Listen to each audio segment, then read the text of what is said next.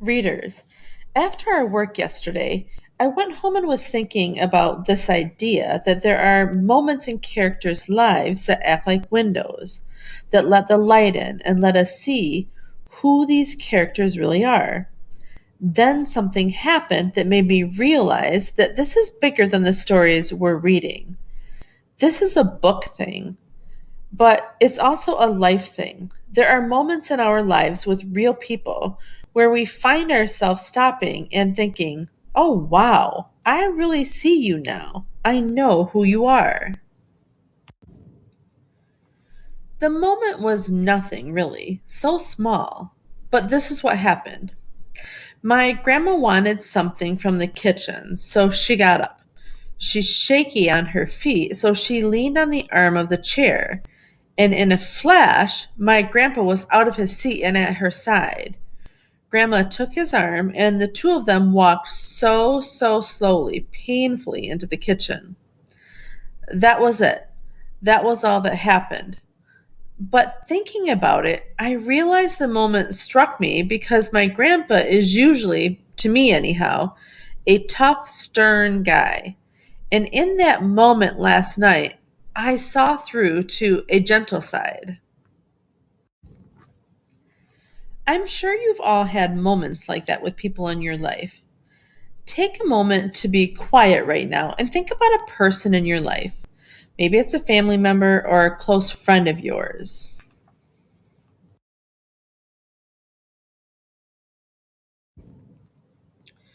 Now, think about a moment that really revealed that person. A moment that helped you see a new part of that person, perhaps a hidden part.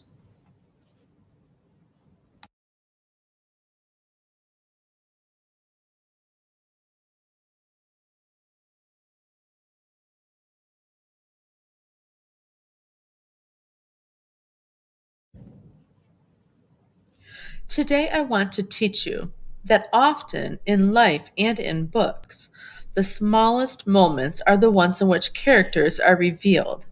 It's important to look past the big dramatic events to the easily overlooked smaller moments because those moments can lead you to deeper understandings of a character. You've thought a bit about how this might be true in life. Let's see how this works in Matt's story.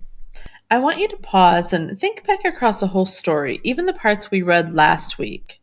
Summarize the big parts that happened just to remind yourself. Watch as I think about smaller moments we may have overlooked. So I'll be thinking back to moments that I might have just raced past the first time.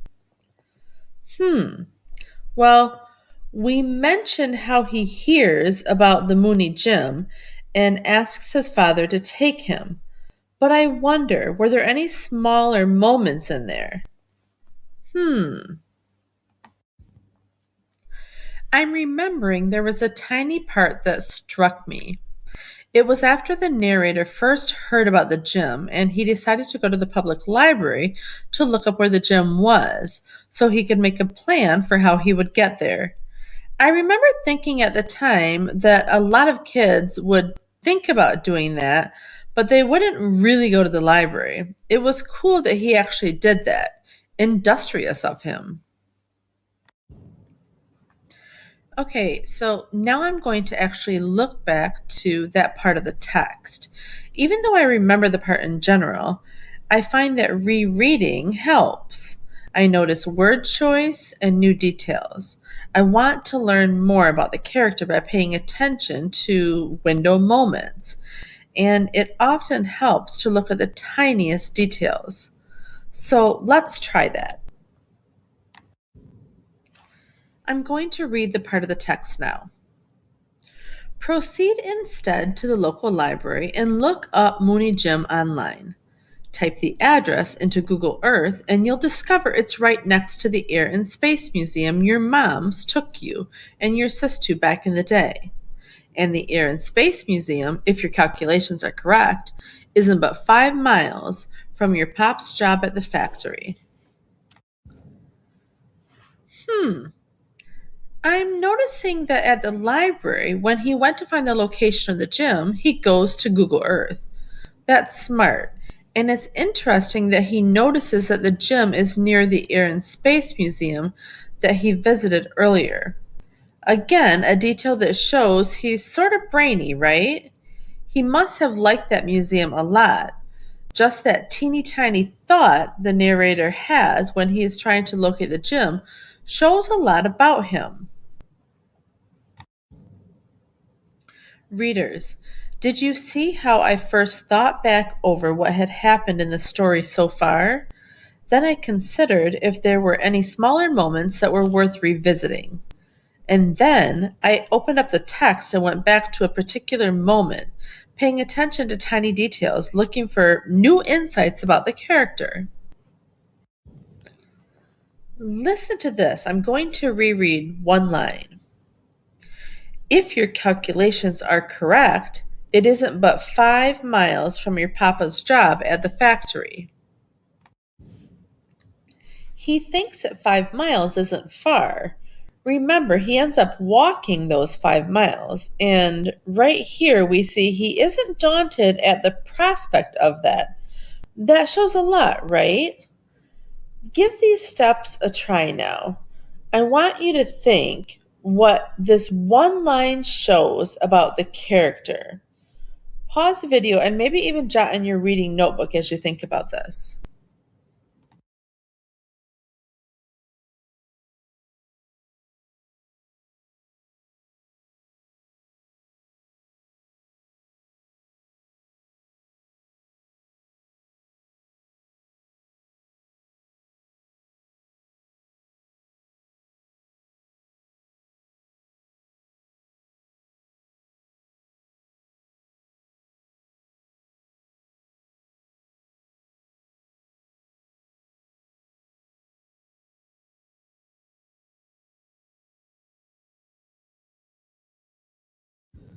So, does this detail suggest something else as well?